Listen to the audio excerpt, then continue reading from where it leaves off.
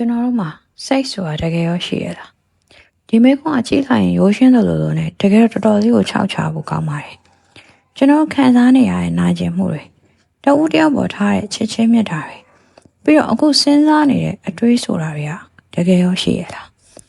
ကျွန်တော်တို့က Kafka ရဲ့ဝတ္ထုတွေထဲကလို့အတိတ်ပဲမဲ့လောကတွေရောက်နေရတာဒါမှမဟုတ် Dostoevsky ရဲ့ဇာတ်ကောင်တွေလိုပဲကိုယ့်ရဲ့ဝိညာဉ်နဲ့လွတ်လပ်စွာရွေးချယ်ခွင့် free will အတွက်တိုက်ပွဲဝင်နေကြတာလားဆိုတော့ကျွန်တော်အမြဲစဉ်းစားခဲ့ကြပါတယ်ဒါပေမဲ့ဒီနေ့တွေးကြည့်ကြမယ် eliminative materialism ဆိုတဲ့အမြင်ကတော့ဒီထက်ပိုပြီးတော့ပြင်းထန်ပါတယ်သူကကျွန်တော်တို့ရဲ့အတွင်းစိတ်ဆိုတဲ့အဆောက်အုံတစ်ခုလုံးကိုအမြင့်ကနေဖြိုချပစ်ဖို့ကြိုးစားနေတာပါကျွန်တော်တို့တစ်လုံးယုံကြည်လာခဲ့တာကကျွန်တော်တို့မှာစိတ်ရှိရယ်ခံစားချက်ရှိရယ်အသိစိတ်ရှိရယ်ဆိုတာပါပဲဒါကိုကျွန်တော်တို့က folk psychology လူဘိန်းစိတ်ပညာလို့ခေါ်ပါတယ်ဒါဟာရှေးဆုံးလူသားတွေကတည်းကသုံးခဲ့တဲ့ theory တစ်ခုပါဥပမာကျွန်တော်ဝမ်းနည်းနေတယ်လို့ပြောလိုက်ရင်တစ်ဖက်လူကကျွန်တော်တို့ဘာဖြစ်နေလဲဆိုတော့ခံမှန်းလို့ရတယ်ဒါပေမဲ့ဒီနေရာမှာကျွန်တော်တို့မေးခွန်းထုတ်ရမှာကဝမ်းနည်းခြင်းဆိုတာတကယ်ပဲတီးတန့်တည်ရှိနေတဲ့အရာလား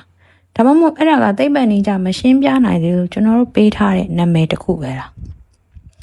eliminative materialist ဖြစ်တဲ့ Church Land လို့ပညာရှင်တွေကပြောလဲဆိုတော့သိပ္ပံသမိုင်းမှာကျွန်တော်တို့အမြဲတမ်းမှားခဲ့ကြတယ်လို့ဆိုပါတယ်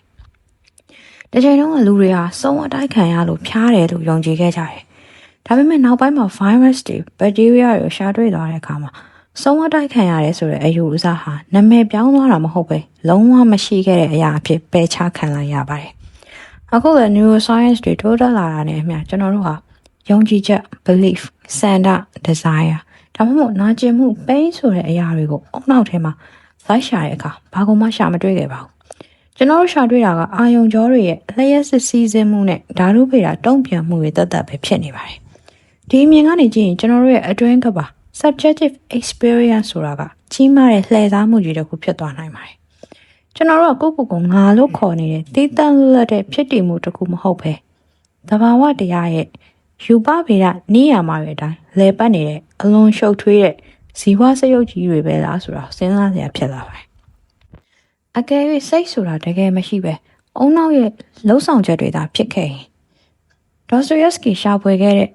စိတ်ဝိညာဉ်ဒါမှမဟုတ် Kafka ဖော်ပြခဲ့တဲ့ဖြစ်တည်မှုရဲ့ဝေဒနာဒါတွေကတကယ်တော့အာယုံကြော circuit တွေထဲမှာဖြစ်နေတဲ့လွဲချော်မှုတွေတတ်ပဲလားဒါခါးသည့်ရဲ့အမှန်တရားတစ်ခုလားဒါမှမဟုတ်သိပ္ပံပညာရဲ့အကန့်အသတ်တွေကြောင့်ဖြစ်ပေါ်လာတဲ့လွဲမှားနေတဲ့ကောက်ချက်တစ်ခုလားဆိုတော့ကျွန်တော်တို့မသိနိုင်သေးပါဘူးသိပ္ပံပညာကအရာအလုံးကို drug with truth matter အနေနဲ့ပဲကြည့်ပြီးရှင်းပြတဲ့အခါ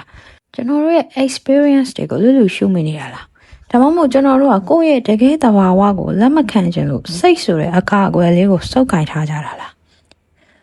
ဒီ eliminative materialism ဆိုတဲ့ဝါဒကကျွန်တော်တို့စိန်ခေါ်နေတာကတော့ကျွန်တော်တို့သိထားတဲ့လူသားဆိုတဲ့အဓိပ္ပာယ်ကိုစွန့်လွတ်ဖို့အသင့်ဖြစ်ပြီလားဆိုတာပါပဲအဖြေကတော့ကျွန်တော်တို့ရဲ့အတွေးထဲမှာပဲရှိပါလိမ့်မယ်ကျွန်တော်တို့ကဒီစကြဝဠာထဲမှာလွတ်လပ်စွာတွေးတောနေတဲ့အသိစိတ်ပိုင်ရှင်တွေလားဒါမှမဟုတ်အတ္တတွေရဲ့စုစည်းမှုကြောင့်ဖြစ်ပေါ်လာတဲ့ဇီဝကာမဖြစ်စဉ်တစ်ခုတတ်ပဲလား